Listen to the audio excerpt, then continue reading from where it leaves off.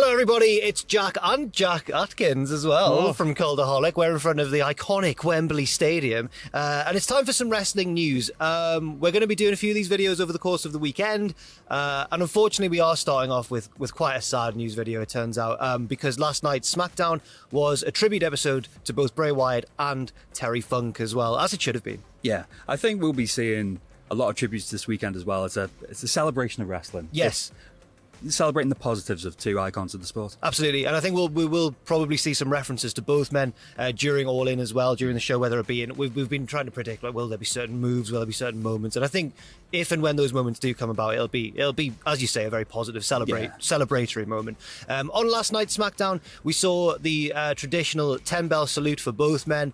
It was very nice but sad to see Eric Rowan and Braun Strowman there. Braun's obviously been away with having had surgery recently, and Rowan, it's such a hard time for him because the last time we saw him on such a big scale as well was the tribute show to Brody Lee as well. Yeah, it was two and a half years ago now, wasn't it? Right, yeah. So no time at all. No, not at all. There was the 10-bell salute. There was a kind of, the lights went down and the rocking chair was illuminated in the ring as well. A lovely touching moment for Bray Wyatt. Terry Funk got a moment when Cody Rhodes came out and cut a promo telling some anecdotes, some stories about Terry, saying that he was a kid in the airport with his parents and he heard someone call his dad an egg-sucking dog.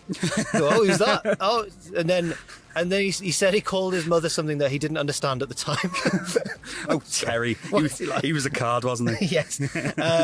We also saw LA Knight kind of channel Bray Wyatt, telling The Miz that when he sees him coming to run, which got a big reaction, which I need to watch that back because I've only read that is what happened. And just thinking about it in my head, I think, how could LA Knight convincingly pull that off? But I'm sure he did. Yeah, I mean, you just got to do it in the right intonation, and anyone who's a wrestling fan would get it. Yes. Especially considering LA Knight and Bray Wyatt's feud earlier this year. Yes, absolutely. Yeah. Now, also, we have had, we've seen a few people dotted around. We've seen a few AEW stars and names dotted around London so far, which is only going to increase as the town fills up. The town fills up. London town ahead of All In. One of those people who's already here is Chris Jericho. He was here for a Fozzy gig.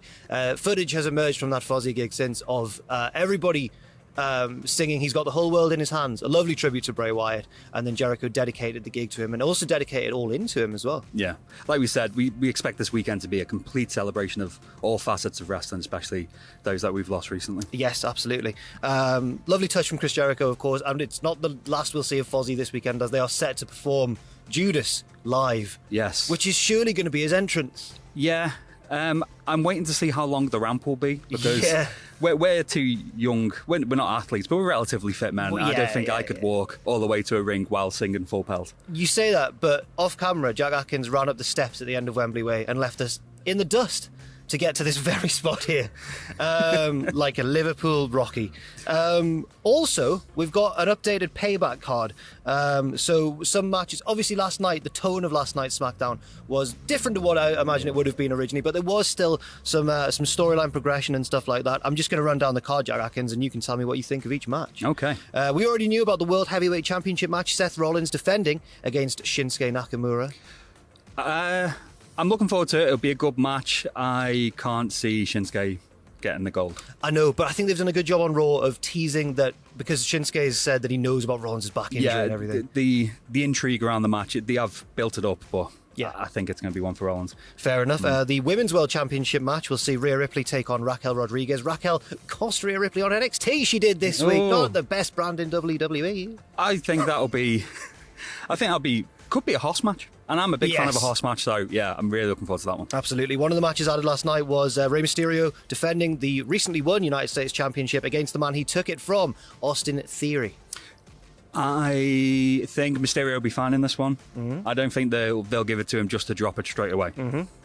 Fair enough. Right, okay. Yeah. Also, we have a cage match between Becky Lynch and Trish Stratus to keep that no-good Zoe Stark from interfering. Oh, I know Trish Stratus has wanted this for a while, hasn't she? After she came back, she said, obviously, during her main run, the women's division really didn't get gimmick matches, so glad to see she's finally getting her dream. Absolutely. LA Knight will take on The Miz, a match that was kind of set up by LA Knight doing Bray Wyatt's run catchphrase as well. This has got to be to elevate LA Knight, surely. Yeah, surely. Elevate LA Knight. We've been waiting for it for months. I think The Miz is the perfect person to get him over, and The Miz won't complain because he's a good sport. He's a really good company guy. Yeah.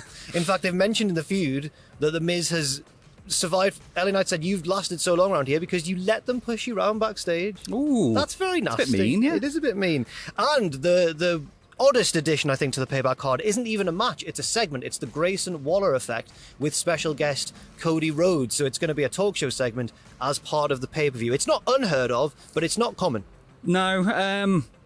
Are they going to do more with Grayson Waller? Surely he needs to be getting into meaningful feuds soon. He just seems to be talk show host to the stars at the moment. He did have a match with Edge where Edge went, "I don't think you can swim with these sharks or in these shark-infested waters." And then they had a match and Edge won, but then went, "You swam, kid." And I thought, I don't know if that's the rub they want it to be. No, considering that Edge went straight into, I might have one more match and Yes. I might leave as well. See you later. Yes. Yeah. So that's a little bit strange as well. Obviously, SmackDown wasn't, and I'd urge everybody to check it out as well. We need to check it out more fully. It's quite early in the morning here in London, but I do want to check out the kind of the tribute element of SmackDown as well for both Terry and Bray, or Wyndham Rotunda, I should give his real name. Yeah. But also, it wasn't the only show taking place last night. We saw AEW Rampage, and I've included here what I think is a little bit of foreshadowing ahead of All In.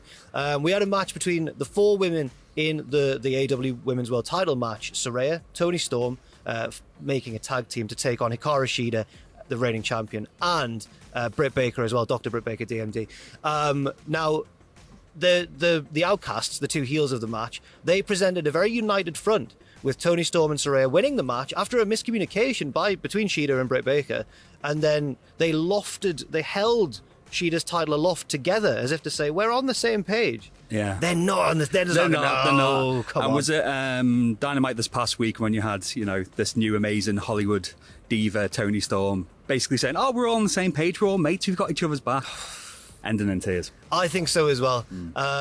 Is this going to... Because I've been assuming going in that this is going to, especially after Jamie Hayter got injured, which is a huge English name off the card, unfortunately. Yeah. Is this going to be to give Saraya a huge crowd-popping moment, or is it going to be to give Toni Storm maximum heat? I'm not too sure. I think going in, everyone was thinking it would be a Saraya win, but with how well received this new direction for Toni Storm's gone, I don't know. I don't know anything because there's been a lot of last minute changes to the card, even going up to this week. So until we're sitting there and watching it, I have no idea. I feel as though, even though in the moment, short term, I want it to be Saraya's big crowd popping moment in Wembley Stadium. On the other hand, I think long term, you're right. Toni Storm's new gimmick has really caught on. She's really good at it. And I wouldn't be opposed to her just winning the title straight back soon after losing it. What would be more interesting, though? Toni as the paranoid champion thinking everyone's out to get her, or Toni as the unhinged kind of nothing to lose challenger going after everyone in the division? When you put it like that, I think both would be good. Yeah, I don't think either. When you phrase it like that, I'd take either of those things. It's a win-win. Absolutely. And we'll quickly wrap it up as people look to move us on in the background.